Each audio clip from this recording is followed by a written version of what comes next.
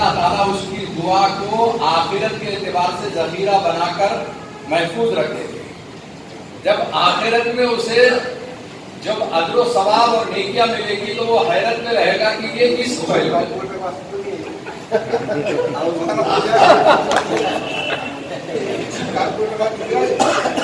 जब यानी दुआ नहीं कबूल हुई तो आखिरत में जब नेकियां और अजर सवाब मिलने लगी तो उस वक्त जो है वो बंदा कहेगा या रब्बल आलमीन, काश के दुनिया में मेरी कोई भी दुआ कबूल नहीं होती तो बेहतर रहता था।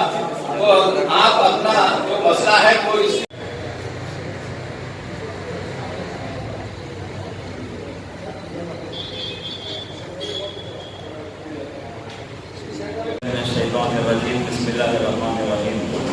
आज के इस प्रोग्राम के सदर महाराष्ट्र के मजलिस इत्तेहादुल मुस्लिमीन के महाराष्ट्र के कारगुजार सदर जनाब डॉक्टर गफ्फार हाजी साहब, मौलाना महबूब रहमान फारूकी साहब, तमाम स्टेज पर तशरीफ़ फरमा मजलिस के ज़िम्मेदारान और सामने बैठे हुए मजलिस के मुहिब्बान मजलिस, अस्सलामु अलैकुम वरहमतुल्लाहि वबरकातुहू।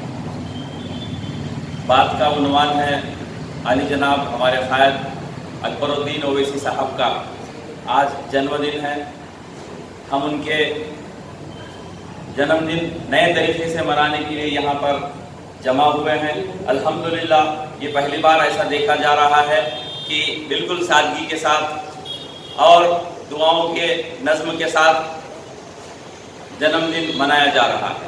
हम सब वाकिफ़ है अकबरुद्दीन ओवैसी साहब की खिदमत से, उनके कारनामों से, उनके कामों से, एजुकेशन के फील्ड में जो नुमाया काम वो तेलंगाना में कर रहे हैं, उसी के साथ साथ महाराष्ट्र में भी उसकी बुनियाद रखी जा चुकी है और इंशाअल्लाह आने वाले दिनों में एक अच्छा स्कूल औरंगाबाद में भी ओवैसी स्कूल ऑफ एक्सेलेंस के नाम से शुरू हो जाएगा इंशाअल्लाह। इन स्कूलों की खास बात मैं आपको बता दूं, हैदराबाद में ऐसे कई स्कूल चलते हैं जिसमें बिला लिहाज व मिल्लत कोई मजहब की उसमें कोई शर्त नहीं, हर मजहब का बच्चा उस स्कूल में एडमिशन ले सकता है। उस स्कूल में क्वालिटी एजुकेशन दिया जाता है, उस स्कूल में ब्रेकफास्ट दिया जाता है, उस स्कूल में लंच दिया जाता है और तालीम का भी उसी तरह से ख्याल रखा जाता है। उसी के साथ साथ अकबरुद्दीन ओवैसी साहब कॉम्पिटिटिव एग्जाम सेंटर भी चलाते हैं। मैं आपको बताता चलूं, मुख्तलिफ इदारों के जरिए कॉम्पिटिटिव एग्जाम्स, नीट की तैयारी वहां पर करवाई जाती है, जेईई की तैयारी वहां पर करवाई जाती है, यूपीएससी की तैयारी वहां पर करवाई जाती है, एमपीएससी तो महाराष्ट्र में होता है, जो वहां पर स्टेट लेवल पर कॉम्पिटिटिव एग्जाम होता है। इन सारे एग्जाम्स की तैयारी अकबरुद्दीन ओवैसी साहब की निगरानी में होती है। हमने देखा कि लॉकडाउन के जमाने में भी अगर कोई पॉलिटिकल पार्टी मैदान में उतरी हुई थी, चाहे वो तेलंगाना हो या महाराष्ट्र हो, सिर्फ और सिर्फ मेरी और आपकी पार्टी मजलिस इत्तेहादुल मुस्लिमीन मार्केट में उतरी हुई थी, बगैर डरे के, बगैर घबराए के, बगैर कोई बंदिशों का ख्याल करे के। हमारे सामने मिसाल है, अकबरुद्दीन ओवैसी साहब सेहतमंद नहीं रहते हुए भी मार्केट में उतरे हुए थे, रोड पर उतरे हुए थे। बारिश का मामला था, हमने देखा किस तरह से वहां पर सैलाब का मामला था, किस तरह से महापुर आया था, उसमें भी अकबरुद्दीन ओवैसी साहब खुद रोड पर उतरकर लोगों की मदद कर रहे थे, लोगों के मसाइल सुन रहे थे।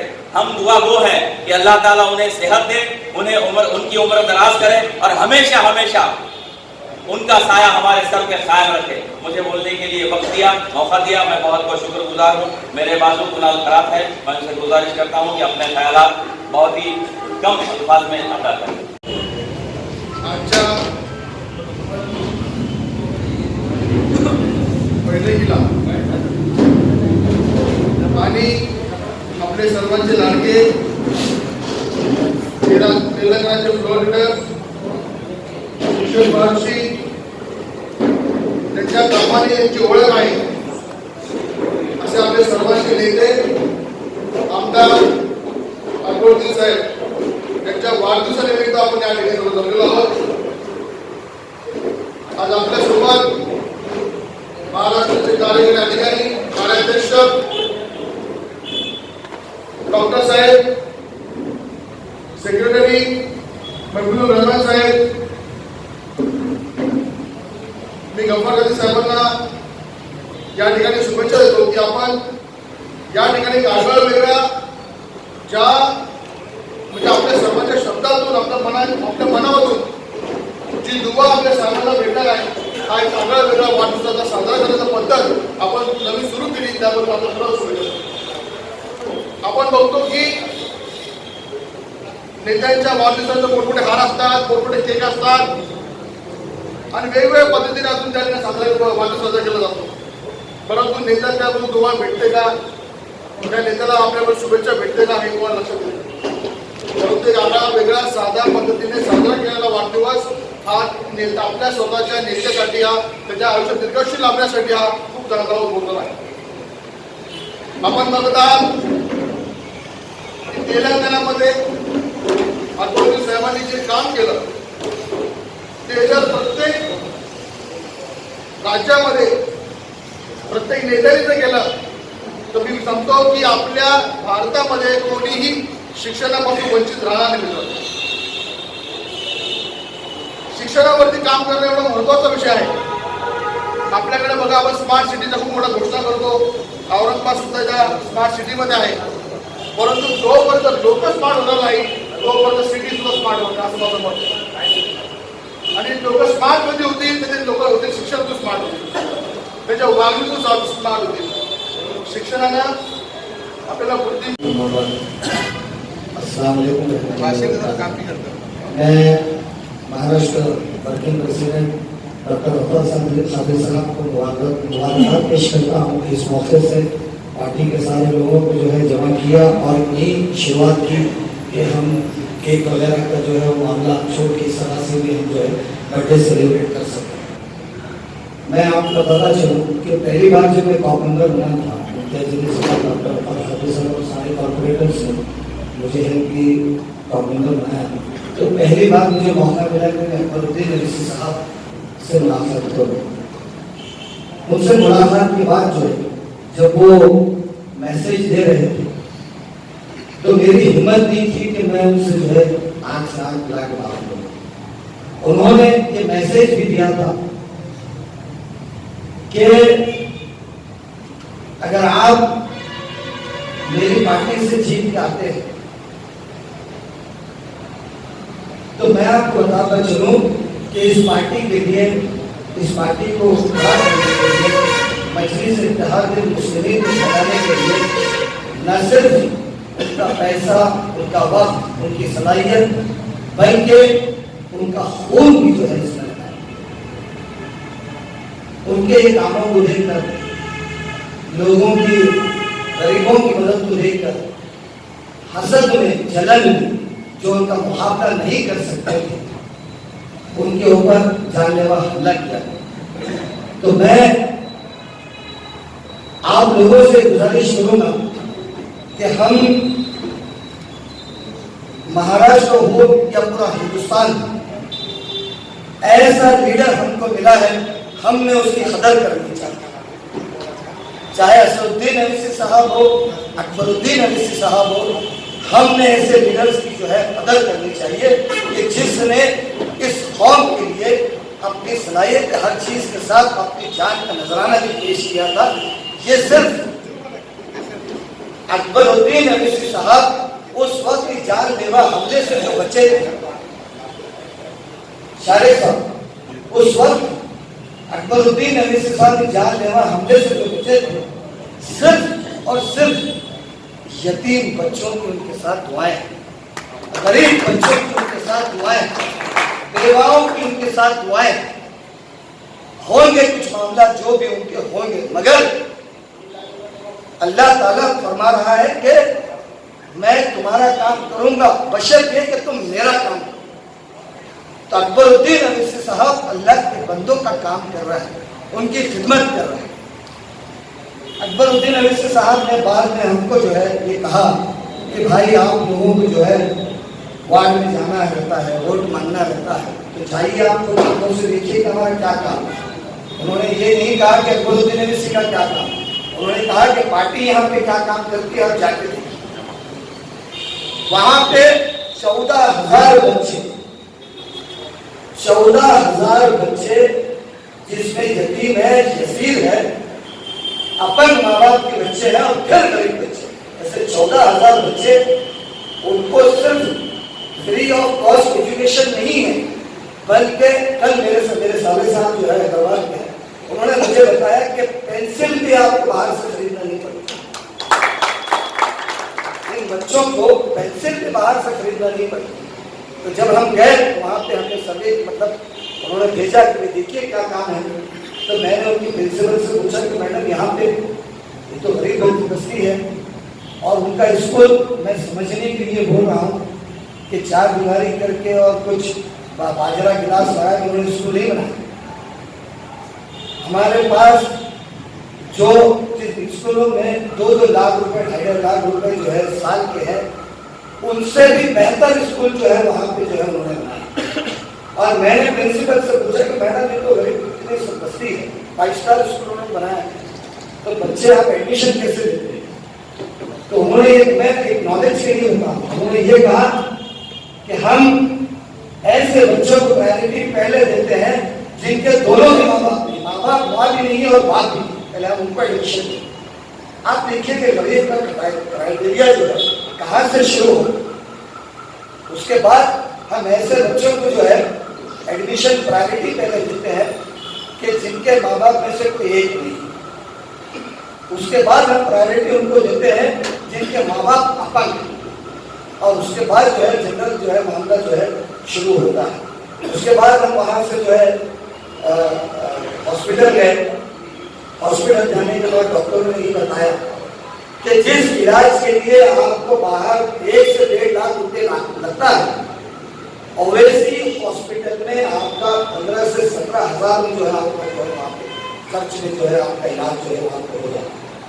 तो मैं आपको बताता चलूँ कि उन्होंने उस वक्त एक मैसेज आवाम को दिया था, MIM के पदाधिकारी, कॉर्पोरेटर्स और कार्यकर्ताओं को उन्होंने दिया था कि मुझे आप बुलाएंगे, आम खास मैदान पे जो है सभा देंगे, मुझे टेप रिकॉर्ड के जैसा 1-1 घंटा 2-2 घंटा बोलने लगाएंगे, और चीज जाने के बाद अगर तुम गरीबों को सुनाएंगे तो मैं तुम्हारी चमड़ी उधर दूंगा। मैं ये क्लियर अल्फाज में जो है, तो मैं आपको ये बताता चलूं, ये इसमें मैं भी शामिल हूं कि जिस पार्टी की 3 पीढ़ियों की मेहनत के बाद ये हिंदुस्तान में सर चढ़ के बोल रही, कोई नेता कोई पार्टी का ऐसा नहीं है जो सत्ता में नहीं है कि जिसकी मकबूलियत जो है असदुद्दीन अवैसी और अकबरुद्दीन अवैसी से ज्यादा है। अल्हम्दुलिल्लाह असद अवैसी साहब और अकबर अवैसी साहब, इनकी मकबूलियत इनके काम की वजह से है। तो मैं आपको ये बताना चलूं कि हमारी भी ये जिम्मेदारी है कि हम इंसान हैं, हमसे भी गलतियां होती होगी, हमें अपने से ज्यादा हमारी पार्टी के कायदीन की इज्जत का ख्याल रखना इंशाअल्लाह। और अगर हम अपने मफाद के लिए, अपनी बड़ाई के लिए, अपनी शोहरत के लिए अगर हम पार्टी को दांव पे लगाएंगे तो देखिए आप इस कौम के साथ, इस खानदान के साथ आप नाइंसाफी कर, आप जुल्म करवाइए। अकबर साहब का मैसेज मैं आप तक पहुंचा दूं। भारत रत्न डॉक्टर बाबा साहब अम्बेडकर और अल्लाह ताला को याद करते हुए मैं आज आपके सामने कुछ बातें करना चाहता हूँ। आज हमारे राष्ट्रीय नेता आदरणीय अकबरुद्दीन साहब का जन्मदिन है, और इस मौके पर हमारे महाराष्ट्र के कार्याध्यक्ष उन्होंने जो आज मीटिंग रखी है, ये बहुत अच्छा काम किया है। इस मीटिंग को हमारे महानगर पालिका के माजी विरोधी पक्ष नेता जमीर अहमद कादरी साहब, हमारे महाराष्ट्र के नेता मौलाना महबूब रहमान साहब, हमारे माजी जिला अध्यक्ष शेख साहब, मेरे तमाम महानगर पालिका के साथी, पार्टी के कार्यकर्ता, पदाधिकारी और पार्टी के नेताओं, बात ये कहना है कि इस देश में दलित समाज पढ़ाई से वंचित था। इसलिए डॉक्टर बाबा साहब अम्बेडकर ने ये सोचा कि जब मुझे ही स्कूल के बाहर रहकर पढ़ाई करना पड़ता है, क्योंकि जब इन हिंदुओं के कॉलेज थे, इन हिंदुओं के स्कूल थे, और डॉक्टर बाबा साहब अम्बेडकर को बचपन में स्कूल के बाहर बैठकर पढ़ाई करना पड़ती थी, तो बाबा साहब ने पहला निर्णय यह लिया, इस जीवन में दलित समाज में अगर सबसे पहला कोई अगर 10वीं पास हुआ होगा तो डॉक्टर बाबा साहब अम्बेडकर। आज बाबा साहब ने 10वीं के बाद ग्रेजुएट किया, फिर इतनी डिग्रियां बाबा साहब के पास है कि पूछो मत। और बाबा साहब ने एक निर्णय लिया कि जब तक मेरा समाज पढ़ा लिखा नहीं होता तब तक मेरा समाज में सुधार नहीं आ सकता। और बाबा साहब ने कसम ली और दलित समाज को एक नारा दिया कि पढ़ो लिखो और संघर्ष करो। उसी तरह इस देश में डॉक्टर बाबा साहब अम्बेडकर को मानने वाले हमारे राष्ट्रीय नेता असदुद्दीन ओवैसी साहब, हमारे राष्ट्रीय नेता अकबरुद्दीन ओवैसी साहब, इन्होंने भी आपने देखा होगा कि जब भी असदुद्दीन ओवैसी साहब की सभा होती है तो एक भी भाषण उनका बाबा साहब का नाम लिए बगैर नहीं होता। आपने देखा होगा कि कर्नाटक में हमारी बहन हिजाब पहन के उस कॉलेज में गई थी, तो कुछ लोगों ने वो हिजाब को विरोध किया। हमारे बहन को कहना है, लेकिन असदुद्दीन ओवैसी साहब का, डॉक्टर बाबा साहब अम्बेडकर का, हमारा अकबरुद्दीन ओवैसी साहब का यही कहना है, अगर हमारे खुद के कॉलेज रहेंगे, हमारे खुद के स्कूल रहेंगे, तो कोई हराम के की हिम्मत नहीं हो सकती कि हमारे बहन ने क्या पहन के आना चाहिए। और इसीलिए आज पूरे देश में नांदेड़ हो, औरंगाबाद हो, मैं तो चाहता हूं कि पूरे देश में, पूरे महाराष्ट्र में हमारे कॉलेज बनना चाहिए। जिस तरह पूरे देश में पीपल एजुकेशन सोसाइटी के कॉलेज है, आज लॉ कॉलेज है, इंजीनियरिंग कॉलेज है, मेडिकल कॉलेज है, उसी तरह आज ये काम जो है अकबरुद्दीन ओवैसी साहब कर रहे हैं। जब साहब ने औरंगाबाद में अरे कॉलेज में स्कूल का भूमि पूजन किया तो हर इंसान नहीं बोल रहा था कि चाहे पार्टी कुछ भी हो जाए, लेकिन औरंगाबाद में उन्होंने पढ़ाई के लिए स्कूल का भूमि पूजन किया है। आज आप बताओ, इतनी पार्टियां है कि जो दलित मुस्लिम समाज के वोट लेंगे, लेकिन कौन से पार्टी के मुस्लिम नेता ने औरंगाबाद में स्कूल खोला है, औरंगाबाद में कॉलेज खोला है, हमारे डॉक्टर साहब के कॉलेज है, लेकिन दूसरे पार्टी के जो नेता है उन्होंने किसने खोला है। तो ये सोच जो है हमारे पार्टी में है।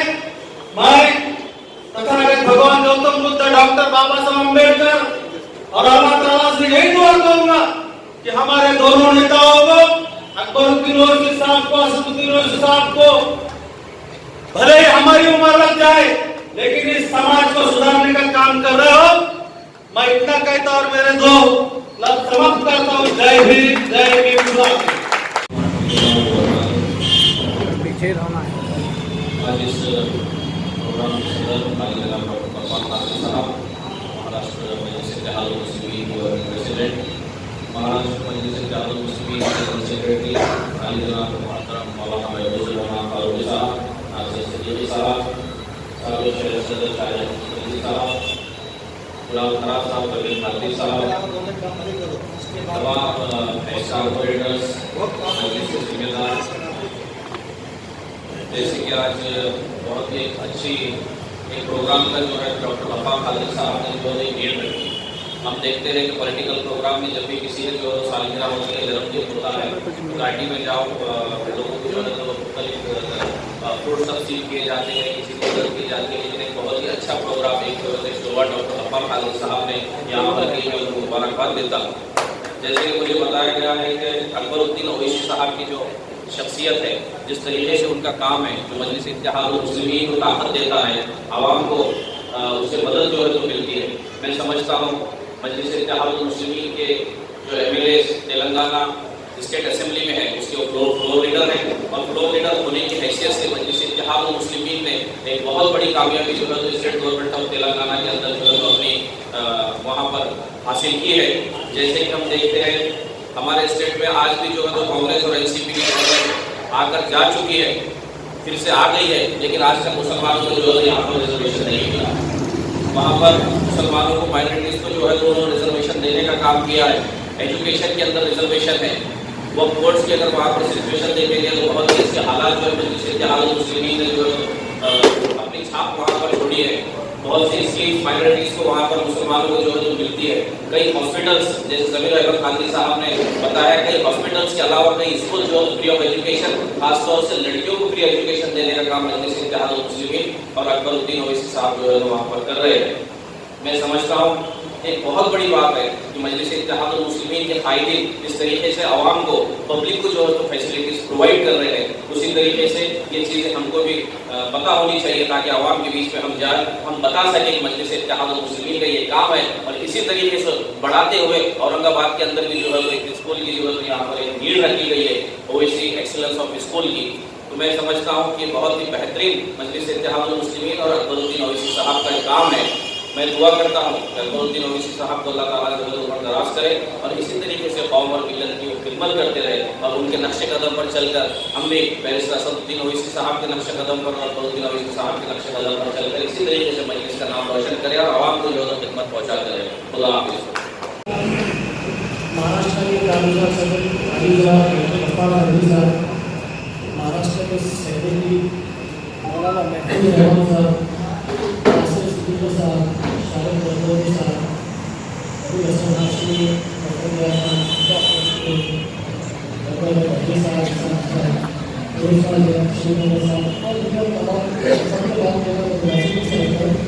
जहाँ तक कश्मीरी रईस साहब की बात है तो ऐसी शख्सियत हिंदुस्तान में शायद किसी दूसरे लीडर में आपको देखने को नहीं मिलती जो अकबरुद्दीन ओवैसी साहब है। तो वो वाहिद लीडर है हिंदुस्तान में जिन्होंने कई स्कूल्स, कॉलेजेस और सॉफ्टवेयर हॉस्पिटल खोले हैं।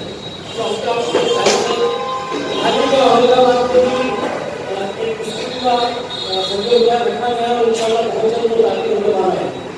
तो ऐसी शख्सियत जिसको अल्लाह ने एक बड़ी जिंदगी दी और उन्होंने जिंदगी मुस्लिम और मसलात और अफराद के लिए कुल करने की कोशिश जो शुरू की है वो काफी सदाइश है। अकबरुद्दीन साहब को सालगिरह के मौके पर हम मुबारकबाद पेश करते हैं और अंदर से दुआ करते हैं तो एक लंबी उम्र दे, इतनी लंबी उम्र दे कि वो मिलने के लिए तमाम जो प्रॉब्लम है वो एजुकेशन के लिए वो लोगों के साथ खड़े हैं कि तमाम को हल कर सके। जहाँ तक मजलिस की बात मैं समझता हूँ अगर मजलिस कहाँ से पाई अकबर ओवैसी साहब की बड़ा अपने आप को महसूस करें, उस तरह की बात सुन रहे हैं तो इंशाल्लाह आप कई मसाइल को हल कर सकते हैं, कई प्रॉब्लम सॉल्व कर सकते हैं। साथ ही एजुकेशन में हमारी जो परसेंटेज है सबसे गिरा हुआ है। मुसलमानों का जाते हैं हिंदुस्तान में बहुत कम तादाद में लोग ग्रेजुएट होते हैं, पोस्ट ग्रेजुएट होते हैं।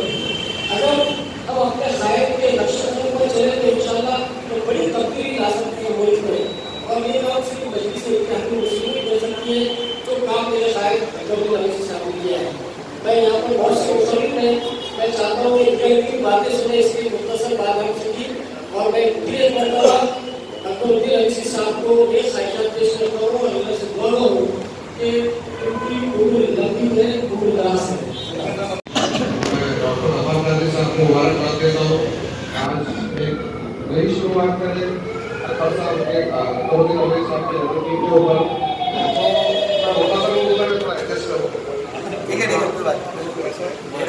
पहला मैंने देखा हूँ तेलंगाना का जो इंडिया में कहीं भी बजट डाले 8 से 10 करोड़ का, पूरे इंडिया में कहीं भी नहीं होने वाला है।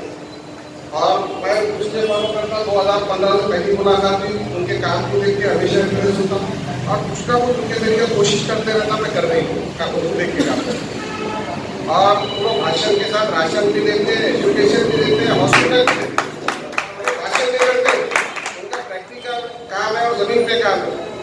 तो मैं फिर 2 अल्फाज खत्म करूँगा। ये क्या किया है और बातें तो यहाँ हो गई, मगर मजा तब आएगा जब इस पर अमल होगा। और मेरा मानना ऐसा है कि अगले इलेक्शन में अगर हम ज्यादा फोकस तालीम पर डालें और ज्यादा हम तालीम को आगे रखें तो इसमें कौम का फायदा होगा। क्योंकि आज हमें देखने को ये मिल रहा है जो अकबरुद्दीन अवैसी साहब ने कौम और मिल्लत के लिए किया है। आज देश का मुसलमान सिर्फ इसलिए पीछे है क्योंकि वो पढ़ा लिखा नहीं है। आज चुनिंदा लोग हैं जो पढ़े लिखे हैं, तो इसकी वजह यह है कि हम तालीम याफ्ता है नहीं। और तालीम से ही डिसिप्लिन आता है, तालीम से ही अखलाक आते हैं। जो इंसान में तालीम नहीं, जो इंसान में डिसिप्लिन नहीं, वो जंगली और जाहिल कहलाता है। तो मेरी जो अकबरुद्दीन अवैसी साहब ने कौम और मिल्लत के लिए किया है, तो मैं ये चाहता हूँ कि हमारे कॉम्प्यूटर जो आने वाले इलेक्शन में कॉन्टेस्ट करेंगे, इलेक्शन को ज्यादा फोकस तालीम पर करें क्योंकि रोड तो बनते रहेंगे, डेली लाइन तो बनती रहेंगी, नन कनेक्शन होते रहेंगे, पर जब तक मुसलमान का बच्चा तालीम हासिल नहीं करेगा वो आगे नहीं बढ़ सकता। तो आने वाले वक्त में अगर हम तालीम हासिल करेंगे तो आज हमारे पास एक बैरिस्टर है, तो इंशाअल्लाह आने वाले वक्त में हजारों बैरिस्टर बनेंगे इंशाअल्लाह। बस मैं मेरी बात खत्म करता हूँ। अस्सलाम वालेकुम। और मैं समझता हूँ कि महाराष्ट्र के कारगुजार सदर जनाब डॉक्टर लोफर हाफिज साहब ने आज ये जो शुरुआत की है कि सालगिरह इस तरह से और इस डिसिप्लिन के साथ भी मनाई जा सकती है, तो मैं समझता हूँ कि औरंगाबाद शहर में ही बल्कि जहाँ तक ये बात जाएगी वहाँ इस तरीके के सालगिरह मनाने का सिलसिला शुरू होगा। दोस्तों, आज हम उस अजीम शख्सियत के लिए जमा हुए और उनकी लंबी हयाती के लिए दुआ करते हैं जो शख्स ने हिंदुस्तान के पूरे नौजवानों के अंदर एक बात घड़ी, जो समझते थे कि सियासत हमारा हिस्सा नहीं है, सियासत हम नहीं कर सकते हैं, वो शख्स ने ये बात बताई कि अगर उसूलों पर आ जाए तो टकराना जरूरी है, जिंदा हो तो जिंदा नजर आना भी जरूरी है। तो ये आज जो हिंदुस्तान के समझता हूँ नौजवानों को और दबे पुरुषों को ये जो मैसेज दिया और सियासत के साथ किस तरह दूसरे तालीमी हल्के में हो या एजुकेशन के मामले में हो या हॉस्पिटल के मामले में हो, जिस तरह दिन और रात मेहनत करके जनाब अकबरुद्दीन अवैसी साहब हैदराबाद में ही बल्कि पूरे तेलंगाना की आवाम की खिदमत करते हैं। और अब उन्होंने तेलंगाना से हटके आपने देखा होगा कि महाराष्ट्र के अंदर भी अपनी खिदमत को अंजाम देने के लिए पहल की है। तो मैं तमाम औरंगाबाद और इत्तेहाद मुस्लिमीन की जानिब से सबसे पहले उनको सालगिरह की मुबारकबाद पेश करता हूँ और दुआ करता हूँ कि अल्लाह उनका साया हमेशा हमारे सरों पर सलामत रखे और उनकी लंबी उम्र दे और उनको सेहत नसीब फरमाए। शुक्रिया खुदा। हम अपने साथियों के बीच में अवैसी साहब की जो खिदमत है उसका जिक्र करेंगे, उनको खिराज तहसील पेश करेंगे अल्फाजों के जरिए। मैं समझता हूँ हमारे बीच बहुत सारे साथी हैं जो अकबरुद्दीन अवैसी के कामों से, उनके खिदमत से, उनकी क़ियादत से वाकिफ हैं। मैं चाहता हूँ इस तरह बैठने के आदमी, इस तरह बैठे हुए आदमी कोई फर्क नहीं है, एक कसम है। हम शुरू करते हैं रवि खानवी साहब से। गुजारिश इतनी है कि अकबरुद्दीन अवैसी साहब के बारे में कुछ अल्फाज कहें, कुछ जुमले कहें।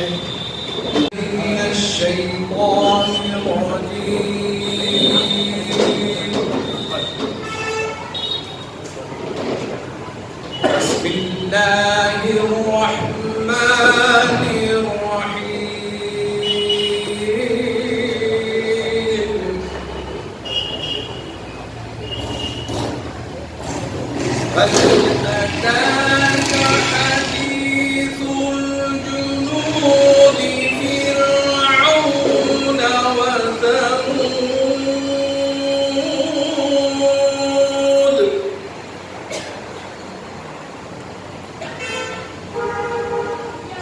بل الذين كفروا في تكذيب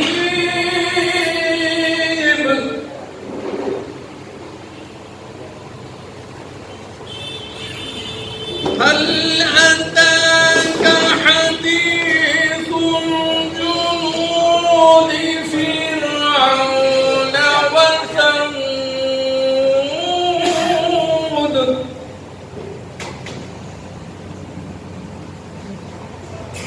بل الذين كفروا في تكذيب والله من ورائهم محيط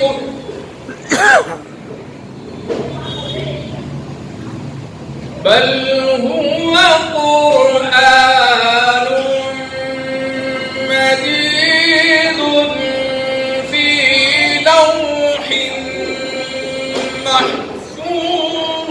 محفوظ صدق الله العظيم اللهم صل على سيدنا ونبينا مولانا محمد وعلى ال سيدنا ونبينا مولانا محمد وبارك وسلم ربنا ظلمنا انفسنا وان لم تغفر لنا وترحمنا لنكونن من الخاسرين اللهم انصر الاسلام والمسلمين اللهم اعز الاسلام والمسلمين اللهم اصلح امه محمد صلى الله عليه وسلم اللهم اصلح شباب المسلمين اللهم اصلح نساء المسلمين اللهم اصلح اطفال المسلمين ربنا اغفر لنا ولوالدينا ولأساتذتنا وللمشايخ والأموات إنك سميع قريب مجيب دعواهم وأدخلهم في الجنة اللهم اجعل قبرهم روضة من رياض الجنة اللهم اجعل قبرهم روضة من رياض الجنة رب اغفر وارحم وأنت خير الراحمين या अल्लाह हमारे गुनाहों को माफ फरमा खताओं नज़िशों को माफ फरमा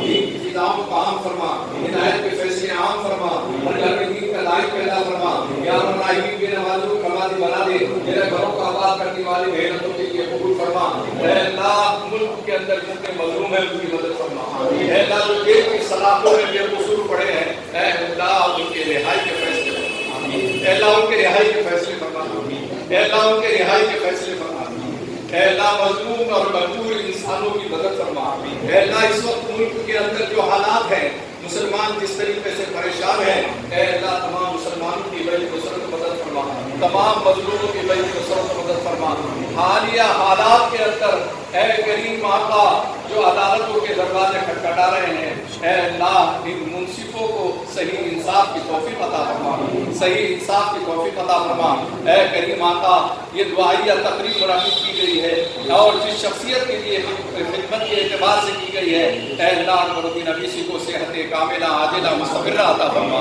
अल्लाह उनके खिदमत को कबूल फरमा अल्लाह उनके खिदमत को कबूल फरमा हासिदीन और मुखालिफिन के शुरू से उनकी हिफाजत फरमा उनकी फैमिली की हिफाजत फरमा उनके खानदान वालों की हिफाजत फरमा उनके काम करने वालों की हिफाजत फरमा मजलिस के तमाम कारकुनान की खिदमतों को कबूल फरमा मजलिस के तमाम कारकुनान की खिदमतों को कबूल फरमा अल्लाह डॉक्टर साहब ने जो एक नई रिवायत रखी है अल्लाह सबको उस नक्शे कदम पर चलने की तौफीक अता फरमा अल्लाह डॉक्टर साहब की जो एजुकेशन की लाइन में तालीमी खिदमत है अल्लाह उन खिदमत को भी बेइंतहा कबूलियत का दर्जा अता फरमा अल्लाह बेइंतहा कबूलियत का दर्जा अता फरमा उनकी सखावत को कबूल फरमा अल्लाह करम का रहम का मामला फरमा अल्लाह सलाहुद्दीन अवीसी साहब की मग़फ़िरत के फैसले फरमा उन्हें जन्नतुल फिरदौस में आला जगह नसीब फरमा अल्लाह उन्हें जन्नतुल फिरदौस में आला जगह मग़फ़िरत फरमा तमाम आइज़ा व अक़रबा की मग़फ़िरत फरमा हाज़िरीन मजलिस की मेरी तमन्नाओं को पूरा फरमा अल्लाह हमारे तमाम मरहूमीन की मग़फ़िरत फरमा अल्लाह हमारे तमाम रिश्तेदारों की मग़फ़िरत फरमा अल्लाह करम का रहम का मामला फरमा हुज़ूर पाक सल्लल्लाहु अलैहि वसल्लम से सच्ची मोहब्बत व अक़ीदत हमें नसीब फरमा हुज़ूर पाक सल्लल्लाहु अलैहि वसल्लम के तरीक़े पे चलना आसान फरमा ऐ करीम आका इस बर्थडे को और जन्मदिन को और बरसियों को दुआइया तकरीब में मुंतकिल करने की तौफीक अता फरमा, तब्दील करने की तौफीक अता फरमा। हमारे कायद मोहतरम बैरिस्टर असदुद्दीन अवीसी साहब के सेहत के फैसले फरमा, सेहत कामिला आजिला मुस्तमिर्रा अता फरमा, सेहत कामिला आजिला मुस्तमिर्रा दायमा नसीब फरमा।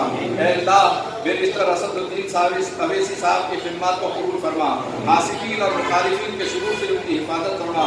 हमारे कायद इम्तियाज जलील साहब को इनके खिदमत को बेइंतहा कबूल फरमा, उन्हें सही कामों की तौफीक अता फरमा। हुज़ूर पाक सल्लल्लाहु अलैहि वसल्लम ने इस उम्मत के लिए जितनी दुआएं मांगी है उन तमाम में हमारा हिस्सा नसीब फरमा।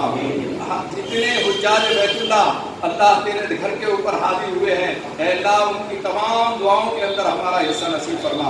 ऐ करीम आका मजलूम इंसानों की मदद फरमा, मजबूर इंसानों की मदद फरमा। हुज़ूर पाक सल्लल्लाहु अलैहि वसल्लम के नूरानी आमालों की बरकतों हमारी दुआओं को कबूल फरमा।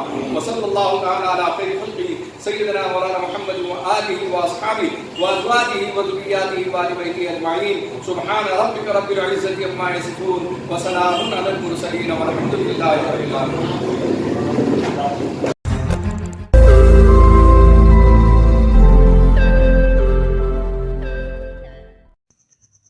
रोज़ नई खबरों को देखने के लिए हमारे औरंगाबाद समाचार चैनल को सब्सक्राइब कीजिए और नोटिफिकेशन पाने के लिए हमारे बेल आइकन को दबाइए ताकि हर खबर की नोटिफिकेशन आपको मिलती रहे।